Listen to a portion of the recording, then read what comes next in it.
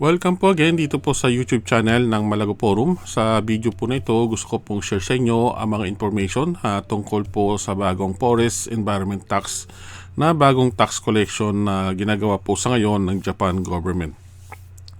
Kung nakakuha na po kayo ng residence tax certificate nyo para po sa last year 2024, siguro napansin nyo na po na nakasulat po ang bagong tax item nito. So may mga kababayan po natin dito sa Japan na nagtanong po sa akin regarding this, kung ano po itong klaseng tax na ito na ngayon nga lang po nila nakita. So that's why I decided na gawin po ang video nito para po sa kaalaman po ng lahat. Okay? So kung nais nyo pong malaman ang tungkol po sa tax na ito, then magkaroon kayo ng kahit konting idea lamang, then watch this video po until then para po sa inyong awareness na po. Okay? So una, ano nga ba itong tax na to, no? Ano nga ba itong tinatawag nilang Shinrin Kankyusei po in Nihongo, at kailan ito naaprubahan at nagsimula? So ito po yung kanji character niya, Shinrin Kankyusei po ang basa niya. So tandaan niyo po itong character na ito dahil I think madalas nyo na itong makikita sa tax certificate ninyo kapag kumuha nga po kayo ng ganyang document sa inyong local municipality. Okay? So, ang Forest Environment Tax in English na tinatawag ay isang uri po ng buwis, bagong tax po yan, na ipinatupad sa Japan upang suportahan ang pangangalaga sa kagubatan. So, yan po ang main purpose ng tax na ito.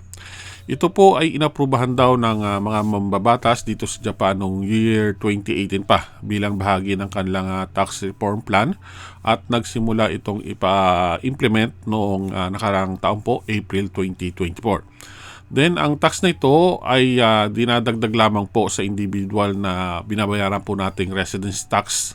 So parang pinatong lang po nila yan. So binabayaran nga po ng bawat residente dito po sa Japan. So yan po ang meaning ng bagong tax na to na tinatawag nilang Forest Environment Tax. Okay?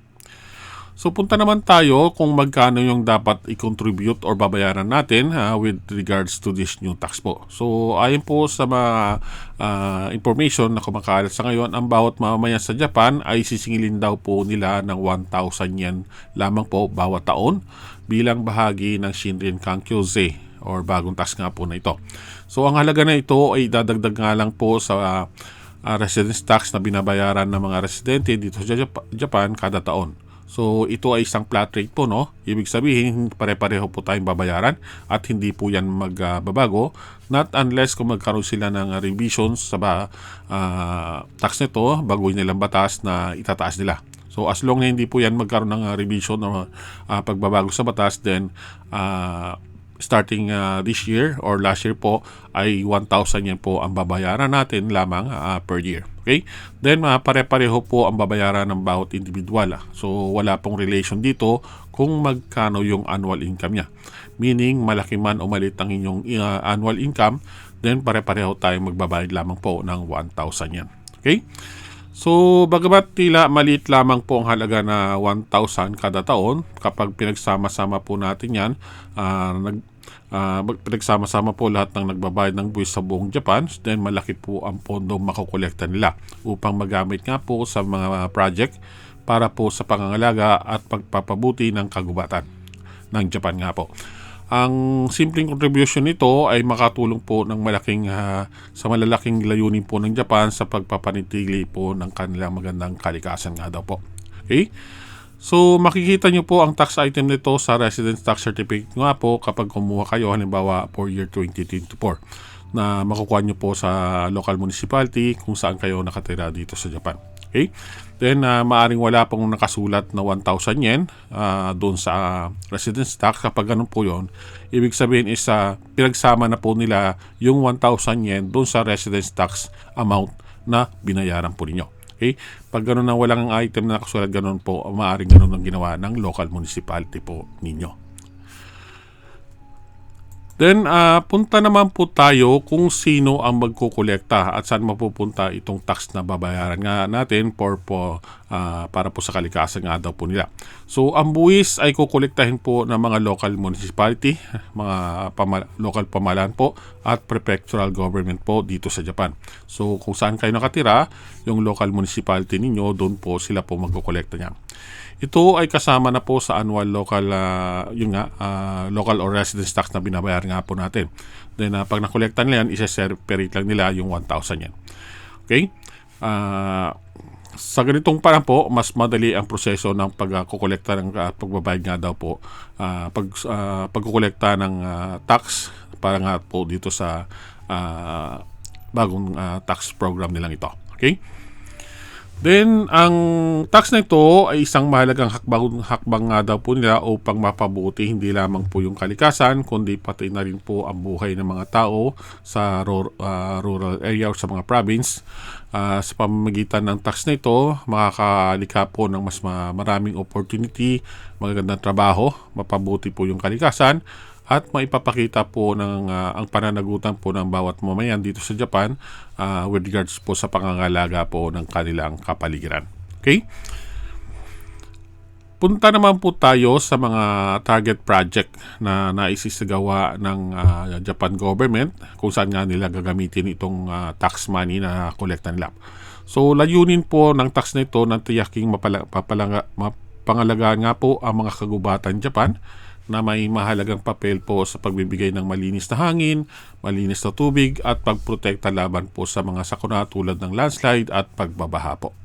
Dahil marami pong kagubatan na rin dito sa Japan na hindi po naalagaan ng maayos, nais po ng gobyerno na magkaroon ng sapat na pondo para mapanatili yung kalagandahan o kalusugan ng kagubatan at suportahan yung mga local economy sa mga province na bahagi nga po ng Japan. So, ang nakolektang buwis ay magagamitin po para sa mga proyektong may kinalaman po sa pangangalaga ng kagubatan o katulad po ng pagtatanim ng mga puno o reforestation po para sa muling pagbuhay ng mga sira ng bahagi ng kagubatan nga po. Then also yung mga pagsasanay mga workers, forestry workers upang madagdagan po ang kanilang kakayahan at kalaman sa pagtatrabaho sa larangan po ng forestry. Ang alam ko po yung trainee special skill visa, I think meron na po rito nakasama. So maaring may mga kababayan tayo na ganitong klaseng visa, maaring pumasok dito sa industry nito. Okay? Also, yung pagpapabuti daw po ng mga local disaster prevention measure tulad po ng pagbawas ng panganib ng landslide sa kagubatan. So yan po ay isa sa mga project nilang gagawin na paggagamitan nga po ng tax. Then also yung pagpapatibay daw po ng forest-related education para turuan yung mga tao, lalo na yung mga kabataan tungkol po sa kahalagahan ng kagubatan or forest. Okay? So that's it po. I hope na nagkaroon na kayo ng idea tungkol po sa bagong tax nito na Forest and Environment Tax na kinokolekta ng Japan government po sa ngayon. Sa mga kababayan natin dito sa Japan po, makiisa na lamang po tayo dahil maraming kagubatan sa Japan ang hindi po naalagahan dahil sa kakulangan nga po ng pondo, manggagawa at kaalaman po sa tamang pangangalaga. So bukod dito, ang mga kagubatan nga daw po ay mahalaga upang harapin ng mga hamon tulad ng climate change, pagbaha at iba pang natural na calamity po. Okay?